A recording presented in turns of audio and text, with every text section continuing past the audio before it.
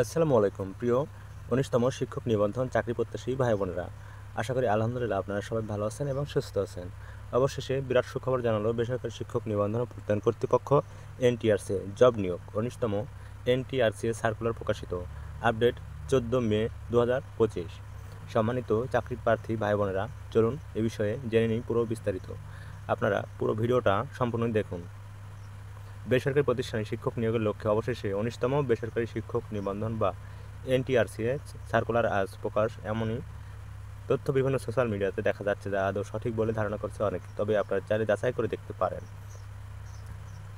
Viewers, এদিকে বেসরকারি school কলেজে কর্মরত শিক্ষক কর্মচারীদের এপ্রিল মাসের বেতনের প্রস্তাব এখনও শিক্ষা মন্ত্রণালয় পাঠায়নি মাধ্যমিক উচ্চ শিক্ষা অধিদপ্তর। যাই হোক, বেসরকারি শিক্ষক নিবন্ধন প্রত্যয়ন কর্তৃপক্ষ এনটিআরসি এর ১৯তম শিক্ষক নিবন্ধন চাকরি সার্কুলার সংক্রান্ত আপডেট এ পর্যন্ত। সবাই ভালো থাকবেন। আজকের মতো ধন্যবাদ সবাইকে। আসসালামু আলাইকুম।